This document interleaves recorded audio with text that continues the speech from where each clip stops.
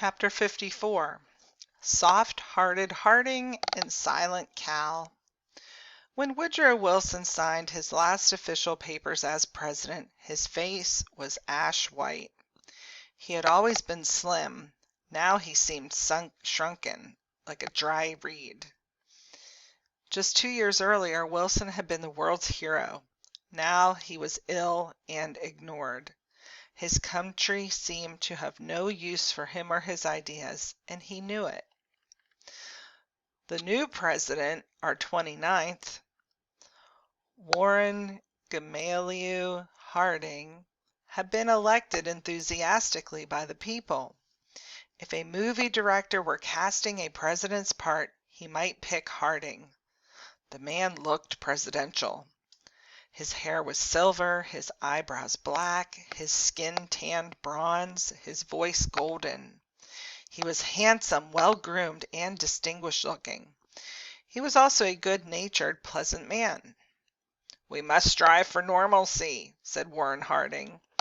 After the stormy warriors, that's just what Americans long to hear. 2 years and 5 months later, Harding was dead.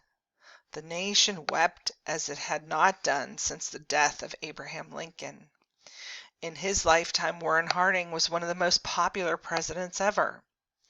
He is said to have died of heart failure, but perhaps it was of a broken heart, for he knew before he died that his friends, whom he had trusted with important government jobs, had betrayed him and the nation. It was a terrible scandal. A few firsts.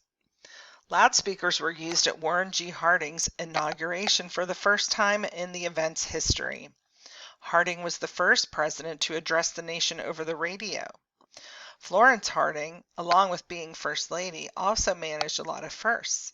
She was the first president's wife to fly in an airplane and the first to hold press conferences for women reporters. She worked successfully to found the first rehabilitation penitentiary for women. That's a jail where prisoners are helped to change their criminal behavior rather than just punished for it. And she spoke out for women's equality in sports, schools, employment, and politics. The scandal in the Harding administration centered on some naval oil reserves, including one at Teapot Dome near Casper, Wyoming. Geologists call a swollen upward curve in the Earth's surface a dome. Congress was concerned that the military services had enough oil in case of emergencies, so it had set aside certain oil-rich areas for government use. Harding had appointed men who he gave secret rights to those government oil lands meant for public use, to individuals and private companies.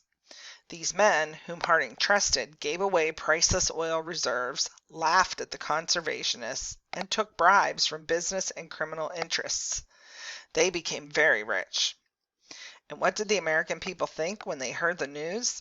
At first they were angry at senators and journalists who told them. Later they became angry when they thought about Harding.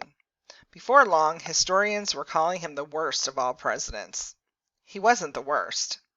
He created the Bureau of the Budget, reduced the national debt, cut taxes, and appointed black men to public office. Warren Harding, as I said, was a pleasant man, always gracious and considerate. But he may not have been tough enough or smart enough to handle the presidency. When Harding died, thrifty, Vermont-born Calvin Coolidge became president. He had been an active governor of Massachusetts, and like most Vermonters, he didn't waste words. When a woman told him that she had bet someone that she could get him to say more than 3 words to her, he responded, "You lose." He started out as energetic and a decisive chief executive. In his first message to Congress, he called for federal laws to punish the hideous acts of lynching and for more attention to education, minimum wages for women workers, and other progressive measures. But then something terrible happened. Coolidge's son, 16-year-old Calvin Jr., died of blood poisoning, which developed from a toe blister he had gotten playing tennis. Coolidge was overwhelmed with grief. He couldn't concentrate. He developed an assortment of illnesses, including severe depression. His work suffered. Still, the times were prosperous. He was popular, and almost no one besides his wife and close friends knew what was happening to him. Today, he is mostly remembered as a president who didn't say or do much, but that was part of his philosophy, since he was against active government. Perhaps one of the most important accomplishments of my administration has been minding my own business, he said. The argument between active government and stand-aside government continues today. Most Americans at the time thought Coolidge a splendid president. Business and idealism.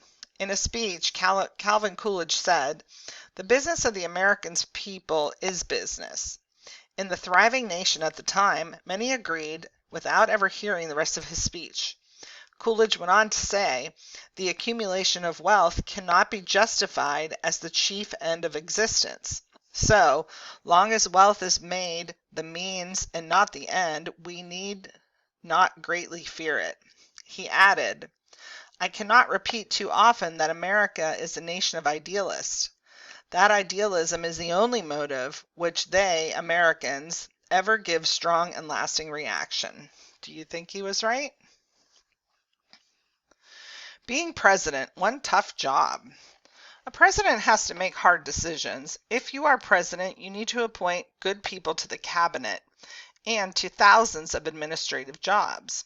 You need to be leader of the armed forces. You need to make a huge budget to run the country. You need to come up with ideas for domestic policies that will make the country prosperous and happy. You need to make foreign policies to guide the nation in its relations with other nations. You need to get along with Congress. You need to get along with the states and their governors. You need to be a role model for millions of citizens with differing ideas and desires. Being president is an enormous, complicated job. Take a look at the chart here. You can pause the video.